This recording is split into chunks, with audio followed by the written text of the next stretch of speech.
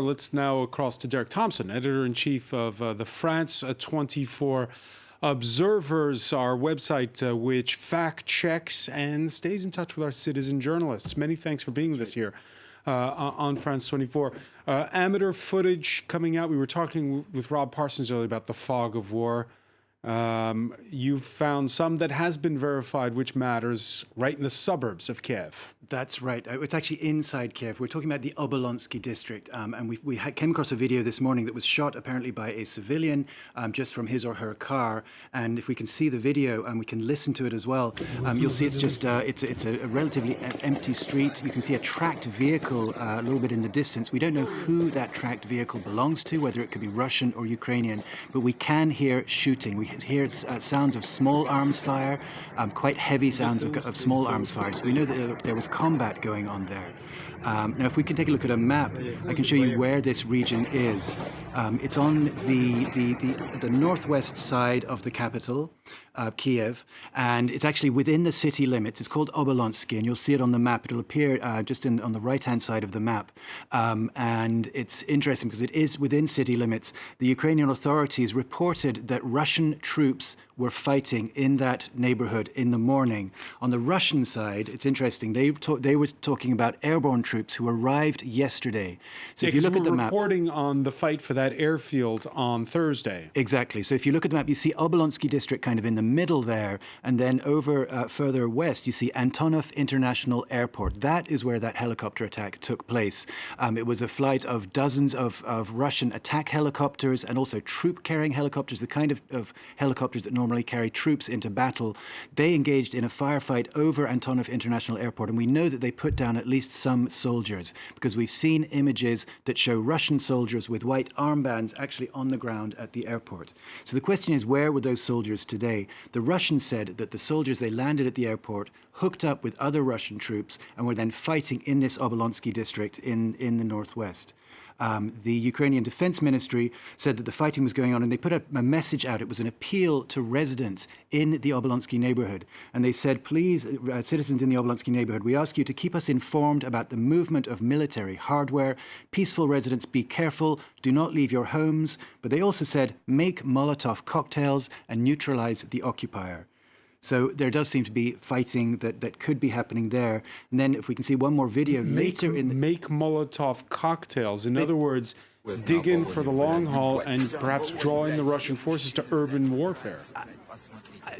They were the ones advising civilians to make Molotov cocktails to fight the Russian troops. Later in the day, we can see that Ukrainian authorities were handing out weapons apparently to civilians. Again, we don't have all the details. We know that this was in the same neighborhood. And these images are verified, the ones you just These are verified images. We know that these images were shot around the middle of the day in the Obolonsky district in northwestern Kyiv. I saw a shotgun and I saw an assault weapon, an assault rifle being handed out to people who are in civilian clothing.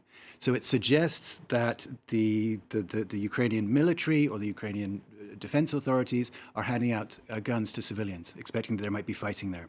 What about when it comes to seeing actual Russian troops on Ukrainian soil? Well, we've been looking for that all day. We've got an idea of what to look out for because we've been following videos of the Russian troops who've been preparing on the edges of Ukraine. And we have seen some pictures of Russian troops inside Ukrainian territory. And in the south, and we have a map to show this, much further south, there are, so much further south from the capital, just north of Crimea. Crimea has been held by Russia since 2014. And about 60 kilometers north of there, inside Ukrainian territory, we've seen columns of Russian armor actually coming in. Those videos, they had... there was a Ukrainian civilian who was narrating those videos, and he said that the soldiers there, he spoke to the soldiers there, he saw soldiers on the ground. This is what we're talking about here. This was in Kakhovka. You see that indicated on the map. Near the Dnieper River? It's further south than there, but they were crossing a bridge, and in the video, you see soldiers actually on the ground. They are Russian soldiers. The man making the video, who appears to be Ukrainian, he goes up to the soldiers and he says he asked them, where are you guys from? They said, we're from Russia. He said, can I film you? And he said, yeah. And they said, yes, go ahead. So these are apparently Russian soldiers who are saying openly, yes, you can film us. We're here. We're in Ukraine. And they actually arrived in a column that had armored vehicles in it. It had APCs, and we have pictures of that as well. Here you can see some armored vehicles. If you look on the side of them there, you'll see a Z written. There you go. There's one there, and then there's one on this truck. You see they're putting a Z on the side of their what's that vehicles. about? We've seen that in a lot of Russian vehicles all around the zone, and it appears to be an effort to differentiate their vehicles from Ukrainian vehicles, because the two armies, of course, have the same kind of military materiel that they've had since Soviet days, the similar equipment, so they're trying to distinguish themselves, apparently. There's one other thing that we've seen Russian soldiers doing, and there's one shot of them here.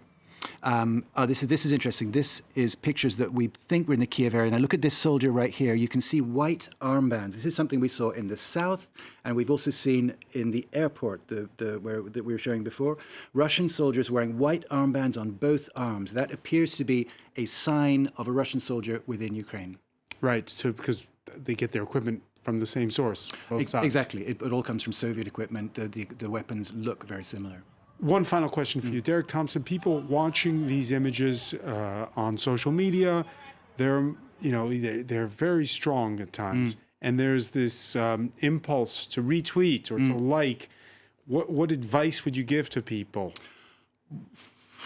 It's going to sound arrogant. Wait till we verify them. When we say a verified video, what we do is we take the video and we use the available information to us to establish that kind of event was happening in that particular place at that particular time. We also look at details like the geography, the outlines of the buildings. We cross-reference the buildings and the shape of the streets with Google Maps, with other public sources. We make sure we can know 100% that a certain video was shot in a certain place, and then we have other techniques to determine what time it was shot. So when we verify videos, it actually requires a lot of work. It's very important work because we must be documenting what's happening in a conflict that is as confusing and as confused as this.